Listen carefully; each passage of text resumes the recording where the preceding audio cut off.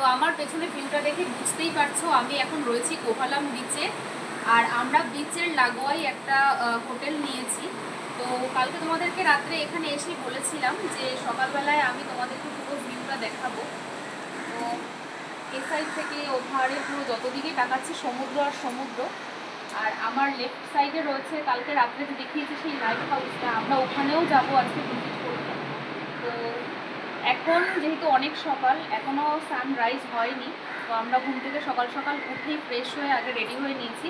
তার কারণ আজকে আমাদের এখানে হচ্ছে ডে 2, আর আমি ব্লগটা এখন থেকেই শুরু করলাম।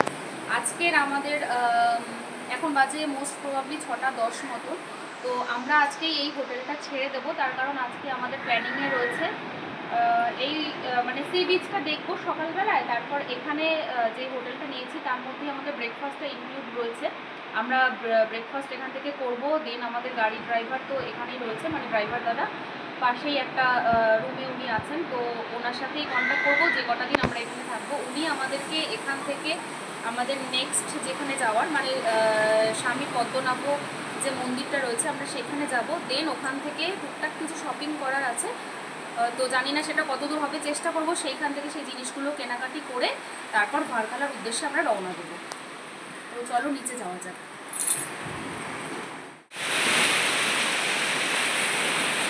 ঘুম থেকে উঠেই সমুদ্রের এই ঢেউয়ের শব্দগুলো এত ভালো লাগছে, এত রিফ্রেশিং লাগছে। মানে সমুদ্র যাদের ভালো লাগে, খুব পছন্দের জায়গা, তাদের কাছে এটা যে মানে একটা স্বর্গ, এক টুকরো স্বর্গ।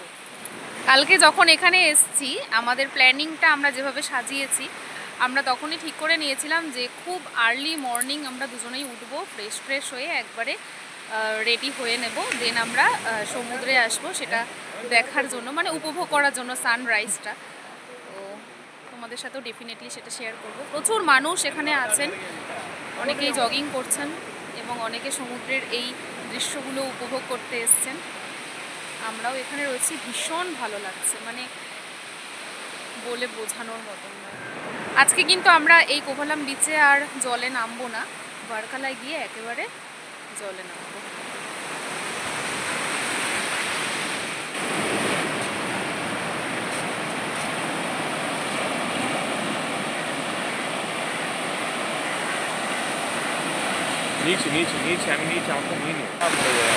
ভেবেছিলাম যে জলে নামবো না, কিন্তু উদি বলছে যে এতটা কাছে এসছি, একটু জলে না পা ভেজালে ঠিক ভালো লাগছে না। তো ওর কথা অনুযায়ী জলে পা ভেজাচ্ছি।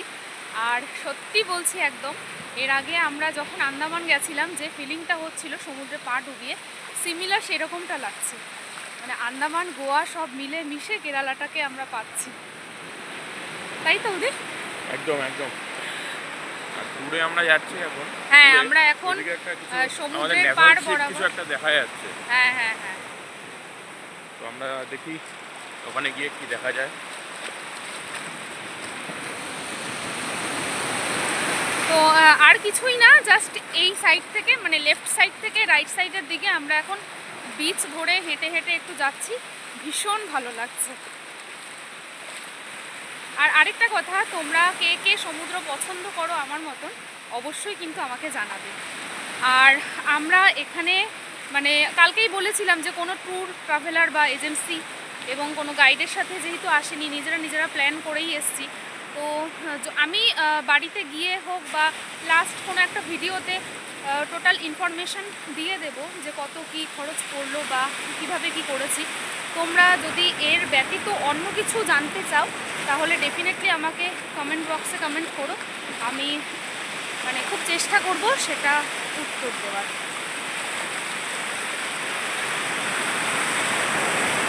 অসাধারণ অসাধারণ মানে ফিলিংটা হচ্ছে।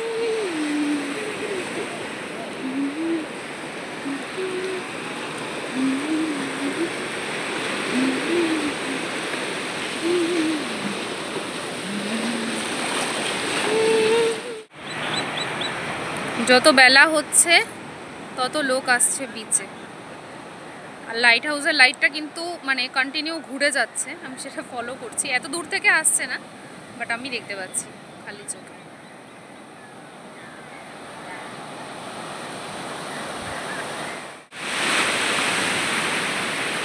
আস্তে আস্তেই তোমাদেরকে বলছিলাম যে এখানে কিন্তু সূর্যাস্ত হয় লেট করে, মানে 6:50 6:55-তে দেখেছি কালকে অন্ধকার নামলো। তো সূর্যোদয়টাও ডেফিনেটলি দেরি করেই হবে। তো পেছনে উদি সেই মুহূর্তটা ক্যাপচার করছে আই থিঙ্ক। আর আস্তে আস্তে আভাটা দেখা যাচ্ছে। তো সূর্যোদয়টা হলে আরও ভালো লাগবে বিচটা। এরপর ঘরে যাব, মানে রুমে গিয়ে ফ্রেশ তো হয়েই গেছি সকাল সকাল, আর স্নান ধানও আমার হয়ে গেছে।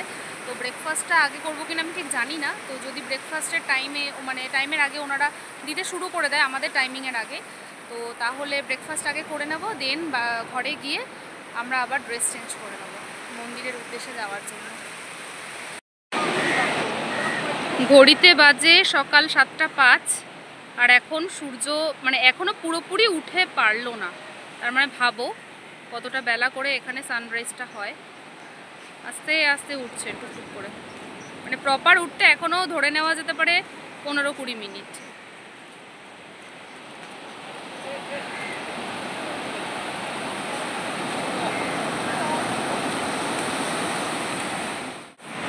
তোমরা তো দেখতেই পেলে আমরা একদম কোভালাম বিচ লাগোয়া হোটেলে উঠেছি। তো কালকে তোমাদেরকে আর দেখানো হয়নি, অনেক রাত হয়ে গেছিলো বলে। আমরা রয়েছি এই হোটেলটা ফার্স্ট ফ্লোরে, নাম হচ্ছে গিয়ে ওশান পার্ক। চলো, প্রপার সানরাইজ হবার পরে বিচের এখন এত লোক, আরও আসবে যত বেলা বাড়বে লোকজন।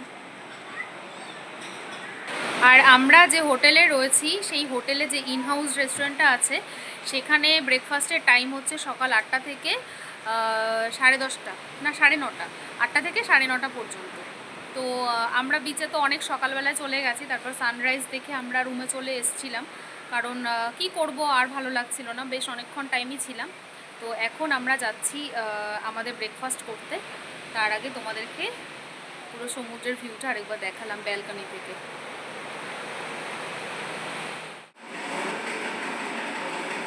এখানে উদি আমার জন্য আর নিজের জন্য ব্রেকফাস্ট নিয়ে নিচ্ছে।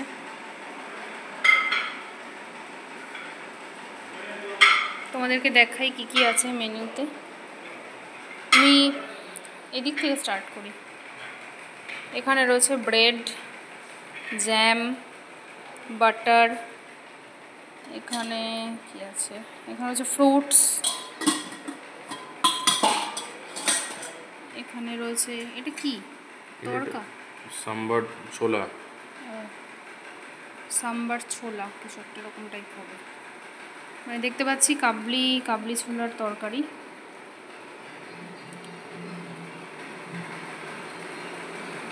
আর এখানে তো মানে কারি পাতা মাস্ট, সব কিছুর মধ্যে মোটামুটি কারি পাতাটা অ্যাড করে। আর এ পাশে রয়েছে এটা কি ইডলি, নামটা ঠিক জানি না, কিন্তু সেন্টটা কিন্তু ইডলির মতনই বেরোচ্ছে। কম দেবো? হ্যাঁ, ওইটুকু দিলেই হবে ব্যাস। এই তো, আর কিছু তো নেই না? এটা উপরে ছিল নাকি? হ্যাঁ, ওটা ও ঠিকই রাখছে। তো এই হচ্ছে আজকের ব্রেকফাস্ট। তো আমাদের টাইম হয়ে গেছে হোটেলে চেক আউট করার। তো আমরা চেক আউট করেই বেরিয়ে যাব। আর আমরা এখন যেহেতু মানে নেক্সট যাচ্ছি হচ্ছে গিয়ে পদ্মনাভ স্বামী টেম্পেলে, তো সেখানকার ড্রেস কোড তো জানি মহিলাদের যত সম্ভব শাড়ি ছাড়া তো ঢুকতে দেয় না। তো আমি বাড়ি থেকে নিয়ে এসেছিলাম, আমি একদম শাড়ি পরে রেডি হয়ে গেছি। জুয়েলারির আর কিছু বাকি আছে, সেটা মন্দিরের কাছাকাছি গিয়ে ওখানেই পরে নেব। তো কেমন লাগছে জানিও। আর এখানে উদি এখন দুটো ট্রলি নিয়ে নামছে। তারপর ড্রাইভার দাদাকেও ফোন করে দেওয়া হয়েছে, উনিও আসবেন সাথে সাথে, উনি চলে যাবো। কেরালাতে এসছি আর এখানকার যা ট্রেডিশন সেটা মানবো না তা কী করে হয়। তো আমার ভীষণ ভালো লাগছে শাড়িটা পরে।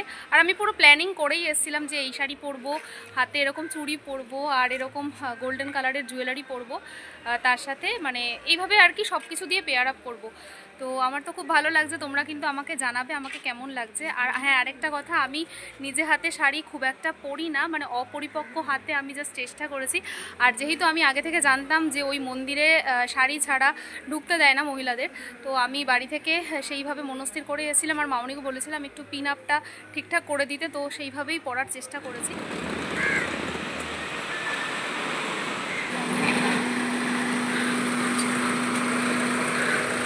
কি বললো?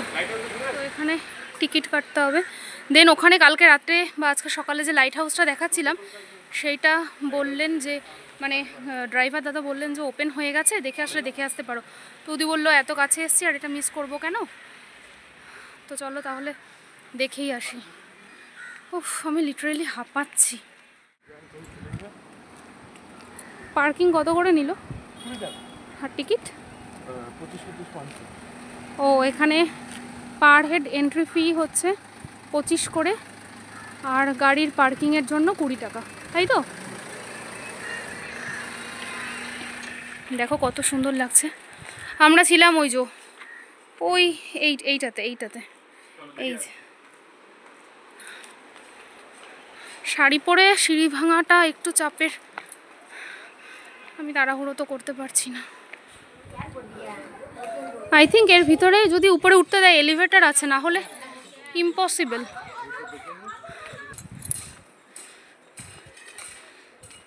উফ, আমার যদি এখানে একটা বাড়ি থাকতো আমার আর কিছু লাগতো না, খাওয়া দাওয়াও হয়তো ছেড়ে দিতাম। আর আমি শাড়ি পরে লাইট হাউসের দিকে আসছি বলে ম্যাক্সিমাম লোকজন আমার দিকে একদম মানে অবাক দৃষ্টিতে তাকিয়ে আছে, ভাবছে কি মাথায় ছিটফিট আছে কি না, শাড়ি পরে লাইট হাউসের দিকে যাচ্ছে। আসলে তো হয়তো বুঝতে পারছে না যে নেক্সট ডেস্টিনেশন আমাদের পদ্মনাভ স্বামী টেম্পল, যার কারণেই আমাকে এখন শাড়িটা পরতে হলো। ওপরে যাবে তো ধীরে ধীরে আমরা লাইট হাউসের ওপরে ওঠার জন্য এগোচ্ছি। এখানে একটা ছোট্ট জানালা মতন আছে আর খুব সুন্দর হাওয়া আছে, সমুদ্রের হালকা ঠান্ডা একটা হাওয়া। আমার যদি এটা বাড়ি হতো আর এরকম জানলা হতো, সকাল থেকে রাত অব্দি আমি এখানেই বসে থাকতাম। লিফট তো আছে। তো আমরা এখন লাইট হাউসের একদম টপে রয়েছি, আর এখান থেকে পেছনের ব্যাকগ্রাউন্ডটা দেখো, আমি তারপর তোমাদেরকে দেখাচ্ছি ভালোভাবে। অনেকটা উঁচু, মানে লিফট থেকে নেমেও প্রায় 2nd ফ্লোর পর্যন্ত উঁচুতে আমরা হেঁটে আসলাম। যাদের অ্যাক্রোফোবিয়া আছে তারা কিন্তু এই জায়গাটা ভিজিট না করাই ভালো। রীতিমতো কাঁপছি।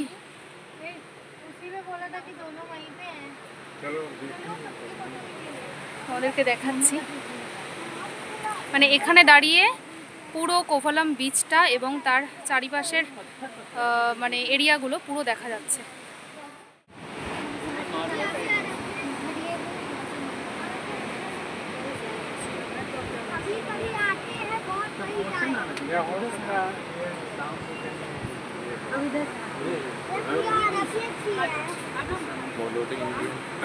হ্যাঁ, এটা নেভালের শিপ ওটা। सब लोग ऐसे ऐसे मुड़ जाएंगे। हाँ बेटू यहाँ से चलो।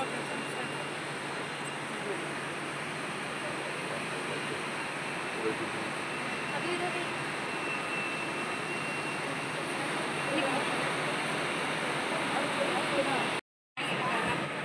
एक्चुअली এটা ভিউ দেখ, সাহস জামা কতটা পড়ানোর সাহস।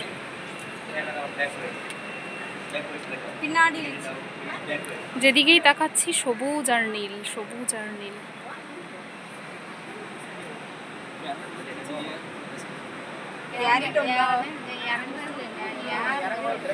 আমাদের কমপ্লিট হয়ে গেছে, এখন আমরা গাড়ির মধ্যে তুললাম, যাচ্ছি নেক্সট ডেস্টিনেশনের দিকে চলে। সকালবেলায় আমরা তো ওখানে ব্রেকফাস্ট করলাম, কিন্তু খুব একটা হেভি আমি খাইনি। এখন মারাত্মক খিদে পেয়ে গেছে, তো রাস্তায় যেতে যেতে একটা দোকান থেকে জল নিলাম আর দুজনে দুটো স্যান্ডউইচ নিলাম।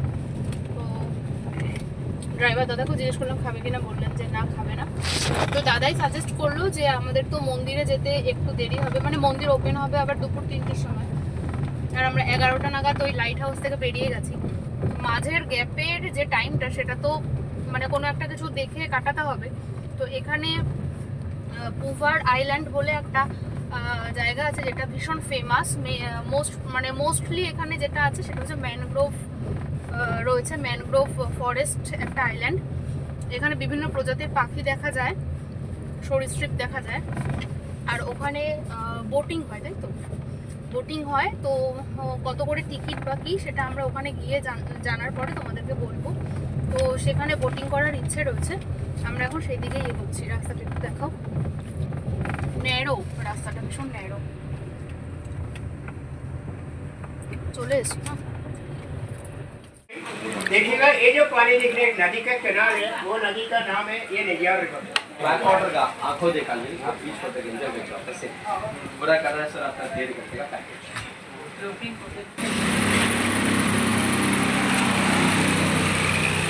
আমরা 1 ঘন্টার জন্য একটা বোট নিয়ে নিয়েছি। তোমরা তো দেখলেই ফার্স্টে যিনি গাইড করলেন আমাদের, উনি বলে দিলেন যে বোটটা কোন কোন জিনিসগুলো দেখাবে। তো আমরা এই জাস্ট বোট আমাদের শুরু করলো চলতে। তো 1 ঘন্টা আমরা আপাতত এই বোটের মধ্যে এখন রয়েছি। সুন্দরবন লাগছে না? যদিও আমরা সুন্দরবন যাইনি কিন্তু শুনেছি। তো ওয়েস্ট বেঙ্গল থেকে সুন্দরবন না গিয়ে কেরালায় ম্যানগ্রোভ থেকে যাচ্ছি।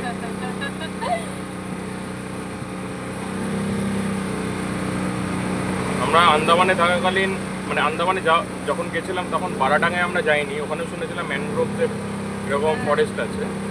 দেন গোয়াতেও আমরা এলিফ্যান্টা বিচের ওখানটায়ও শুনেছি যে হ্যাঁ রয়েছে, তো ওখানটায়ও যাইনি, এবারটা মিস করলাম। গ্রুপে আসলে সস্তা। হ্যাঁ গ্রুপে আসলে মানে সস্তা এবং সেটা ভালোভাবে ইউটিলাইজ করা যায়। আমরা যেহেতু দুজনে আছি, তো এই বোটে মোটামুটি দেখতে পাচ্ছি আরও 6 জন আরামসে বসার মতন সিট রয়েছে। তো এখান থেকে বললেন যে এই বোটগুলো কিন্তু শেয়ারেবল নয়, মানে গ্রুপে যদি তোমরা ধরো 6 জন আসো তাহলে একটা বোটেই হয়ে যাচ্ছে। আর যদি মোটামুটি গ্রুপে ধরো 10 জন আসো তাহলে আরেকটা বোট নিতে হবে, কিন্তু সেক্ষেত্রে টাকা তোমাদের এক্সট্রা পে করতে হবে। না দুজনের জন্য 2500, হ্যাঁ অ্যাডিশনাল 3 জনের হলে তৃতীয় ব্যক্তির জন্য এক্সট্রা 500। সেটাই তো বললাম, এক্সট্রা ভাবে তো পে করতে হবে। হ্যাঁ। সেটাই মানে আমি টাকার অ্যামাউন্টটা বলিনি। আর আমি যেতে যেতে মানে ভীষণ সুন্দর পরিযায়ী পাখি নাকি এখানকারই, মানে এটা অ্যাকচুয়ালি ওয়াইল্ড লাইফ স্যাংচুয়ারি। তো বিভিন্ন প্রজাতির পাখি, মাছ, সাপ এগুলো তো রয়েছেই, তোমাদেরকে সেটা দেখাবো। সামনে আমি দেখতে পাচ্ছি একটা বক। রাতের বেলা দেখেছিল পুরো অন্ধকার।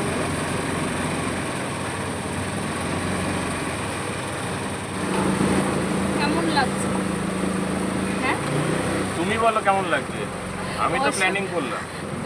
অসাধারণ বললেও তো কম হতো, মানে না আসলে সত্যি কথা বলতে প্ল্যানিং করলাম, আমি টিকিট করে দিলাম, আমি কখন কবে কিভাবে কি করতে হবে সেটাও করে দিলাম আমি। আমাকে জিজ্ঞেস করতে কেমন লাগছে, আজব ব্যাপার। তুমি ছাড়া আর কি করবে, কে আছে আমার পড়ার মতো? তুমি বলো কেমন লাগছে? অসাধারণ।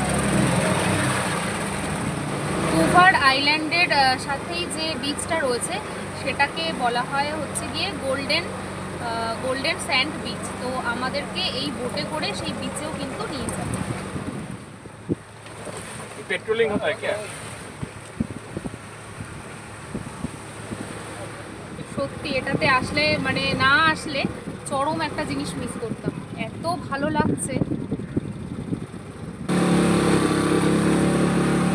আমরা চলে এসেছি প্রায় কাছাকাছি গোল্ডেন স্যান্ড বিচের।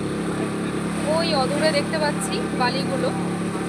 তো আমাদের বোট কিন্তু অত দূরই যাবে, আমাদেরকে ওই বিচটা ভিজিট করিয়ে তারপরে আবার ফিরিয়ে আনবে।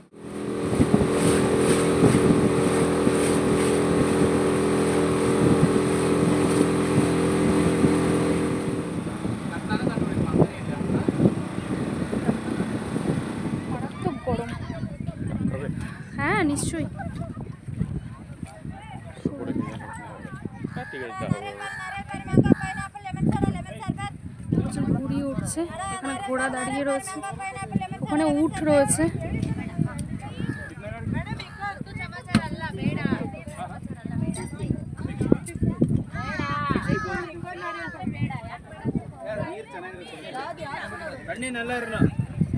এটা 60 ওগুলো 50 50 করে 50 তো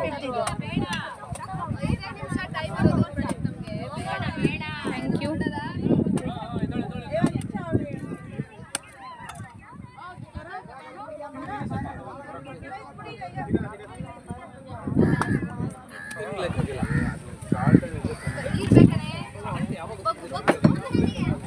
গোল্ডেন স্যান্ড বিচে এসে আমি যেটা দেখলাম এখানে চারিদিকটা ধুধু, মানে কোনো রিসর্ট বা কোনো হোটেল নেই। অ্যাকচুয়ালি কি হয়, মানে যারা ব্যাকওয়াটারে ওই বোট নিয়ে আসে তারাই তো এই বিচটা ভিজিট করে, তো তার কারণে এখানে রাতে কোনো অ্যাক্টিভিটি হয় না, যার কারণে এখানে কোনো হোটেল নেই। চারিপাশটা এরকম যতদূর চোখ যাচ্ছে।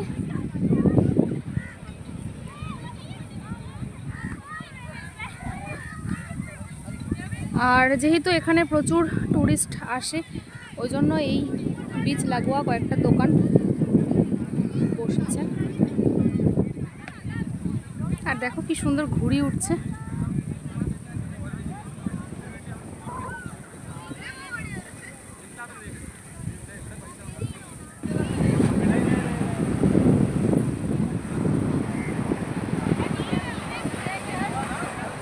আমাদেরকে দেখাতে আমি একটু ভুলে গেছিলাম, এখানে তো কোনো হোটেল নেই, বাট এই পরপর দুটো রয়েছে ফ্লোটিং রেস্টুরেন্ট, যেখানে ভেজ ননভেজ দুটোই কিন্তু অ্যাভেলেবেল রয়েছে।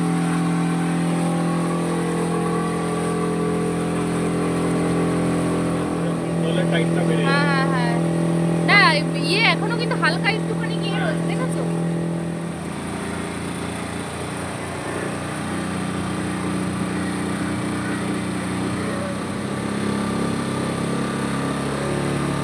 যাওয়ার সময় অনেকটা ঘুরিয়ে নিয়েছে, আমার সময়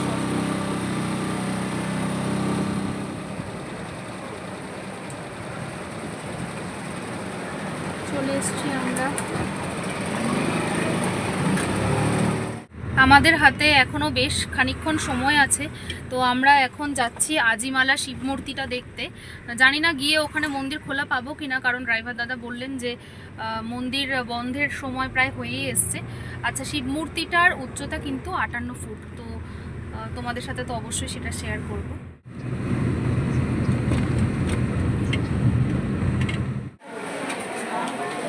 আমরা চলে এসেছি বিখ্যাত আজিমালা শিব মূর্তি দেখতে, যার উচ্চতা আগেই বললাম 58 ফুট।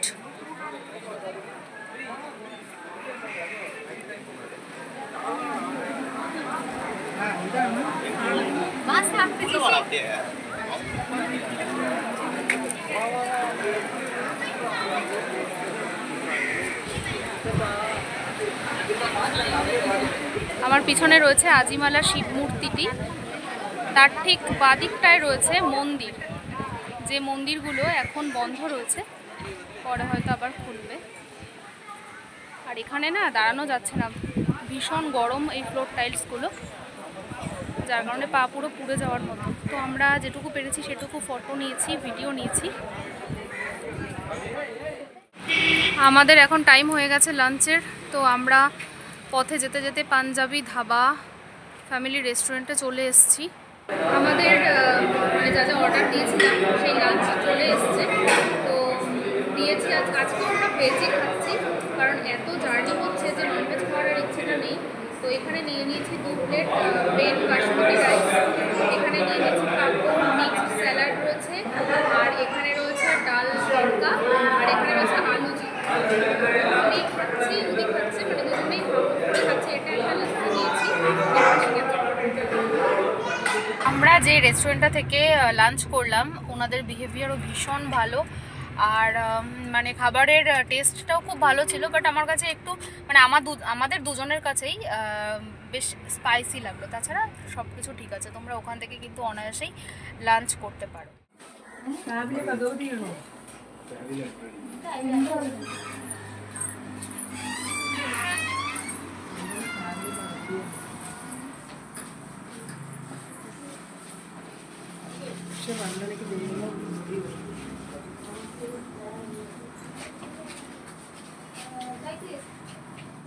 তোমরা তোমরা দেখছিলে যে আমি প্রথমে একটা শাড়ির দোকানে গেছিলাম শাড়ি কেনার জন্য।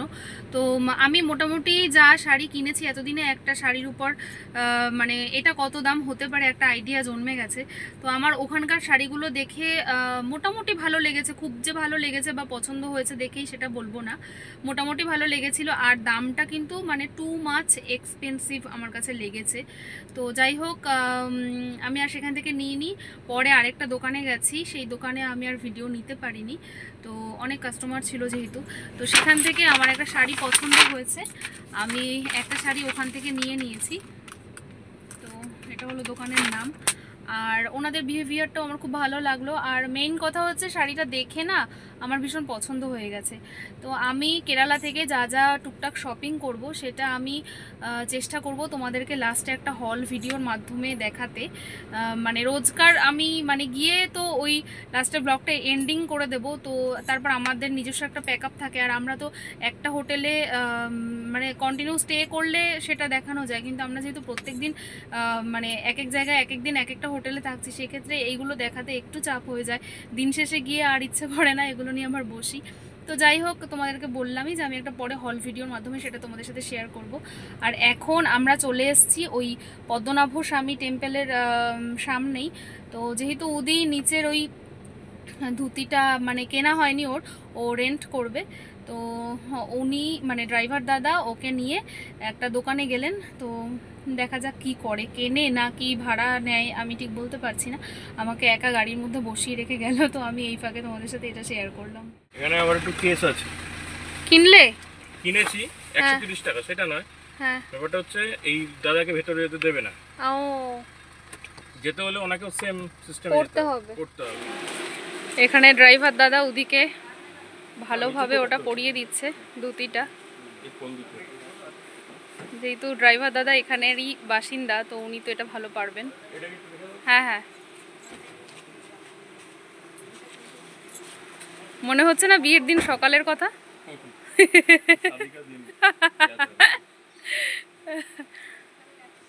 আমরা এখন যাচ্ছি মন্দিরের দিকে। তো উদির পড়া হয়ে গেছে। এই মুহূর্তে আমরা দাঁড়িয়ে রয়েছি ভারত তথা পৃথিবীর সব থেকে ধনী মন্দিরে। এই মন্দিরের কিন্তু একটা রহস্য আছে, এবং সব থেকে ধনী মন্দির এটাকে বলার কারণটা তোমাদেরকে বলি। এই মন্দিরের নিচে 6টা কুঠুরি রয়েছে, যেই কুঠুরি থেকে যে সম্পদ পাওয়া গেছে তা বর্তমান বাজার দর মূল্য অনুযায়ী প্রায় 1,500 লক্ষ কোটি টাকার সমান। মন্দিরের 4 সাইডে 4টে গেট রয়েছে। বর্তমানে আমরা মন্দিরের একদম ফ্রন্ট গেটের সামনেই দাঁড়িয়ে রয়েছি, এটা ইস্ট সাইডের গেট। আর মন্দিরের ঢোকার ড্রেস কোড মহিলাদের ক্ষেত্রে শাড়ি, আর এখানে 8 থেকে 80 সবাইকেই কিন্তু শাড়ি পরে ঢুকতে হয়, বিশেষত মহিলাদের কথা বলছি। আর পুরুষদের ক্ষেত্রে রয়েছে ধুতি।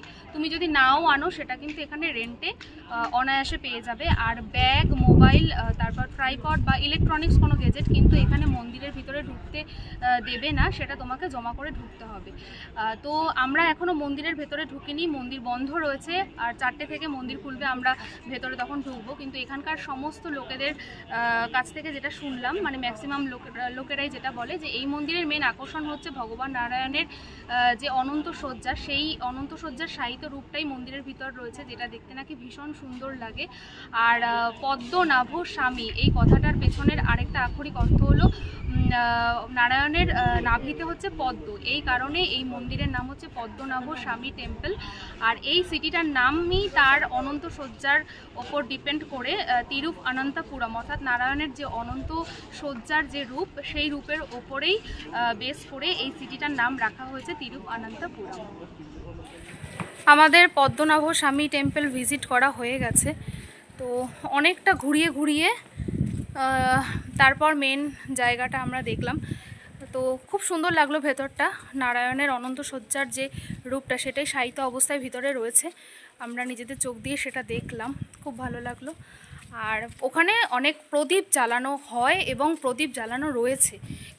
আমরা যেরকম হয় না কি যে দক্ষিণেশ্বরের কালী মন্দির বা যে কোনো মন্দিরে গেলে লাইট খুব মানে অনেক লাইট জ্বলতে থাকে, খুব ভালো ব্রাইটনেসে সেই বিগ্রহটা আমরা দেখতে পাই। এখানে মন্দির মানে মন্দিরের ভিতরটা হচ্ছে কি প্রদীপ জ্বালানো, তেলের প্রদীপ। তো জায়গাটা এমনি বুঝতে পেরেছি, কিন্তু মানে অন্ধকারের মধ্যে আলো জ্বললে যেরকম মিটমিটে একটা আলো, তো তার মধ্যে থেকেই দেখতে হলো। মন্দির দর্শন করার পর আমরা চলে এসেছি একটু শপিং করার জন্য। তো এখানে পঁচিশ বলে একটা মল খুব পপুলার, তো দেখা যাক কি পছন্দ হয় কি না কিছু, তো তার জন্য আমরা এখানে এসেছি। সো আমরা এই জাস্ট গাড়ি থেকে নামলাম আর এখন ওদি করছে হোটেলে চেক ইন। তো বুঝতেই পারছো আমার অবস্থা ভীষণই খারাপ, মানে আমি গাড়িতে এত দূর আর কি ট্রাভেল করছি, সেই কারণে আমি সব জুয়েলারিগুলো কিন্তু খুলে ফেলেছি। তো এটা হচ্ছে এই হোটেলটার সামনের রিসেপশনে আমি দাঁড়িয়ে আছি, আর এখানে খুব সুন্দর হাওয়া বইছে আর খুব ভালো লাগছে। তো রুমে গিয়ে তোমাদের সাথে আমি রুম ট্যুরটা কিন্তু শেয়ার করব। আমরা পৌঁছে গেছি ভারখালাতে, আর আমরা এখানে এসে ডালিয়া রিসর্ট নামে একটা রিসর্টে মানে ঢুকলাম, সেখানেরই রুমে আমি রয়েছি এখন। তো আমি তোমাদেরকে বাইরের অ্যাম্বিয়েন্সটা কালকে দেখাবো, এখন তো রাত হয়ে গেছে, তো আমি ছোট করে আমাদের রুম ট্যুরটা তোমাদের সাথে শেয়ার করছি। এখানে তো দরজা রয়েছে, এখন দরজা আর খুললাম না। তো ফার্স্টেই এখানে একটা সেন্টার টেবিল রয়েছে, সাথে রয়েছে এরকম একটা চেয়ার, বেতের চেয়ার। এদিকে একটা জানালা রয়েছে, এখানে রয়েছে একটা কুইন সাইজ বেড, তার সাথে পাশে এরকম একটা রয়েছে যাবতীয় যা জিনিস রাখা যাবে। এখানে একটা টেবিল রয়েছে, এখানে বেশ বড় সাইজের একটা মিরর রয়েছে, আর এটা তো আলমারি, হিউজ প্যাসেজ রয়েছে, অনেক কিছুই স্টোর করে রাখা যাবে। আর এই সাইডে রয়েছে ওয়াশরুম। আমি কালকেই বলেছি ওয়াশরুম দেখাতে আমার একদম ভালো লাগে না, বাট এই ওয়াশরুমটা কিন্তু যথেষ্ট বড়, খুবই বড়। তো অল ওভার এই রুমটা আমার ভীষণ পছন্দ হয়েছে, খুব নিট অ্যান্ড ক্লিন। আমি কালকে তোমাদের সকালবেলায় চারপাশটা দেখাবো।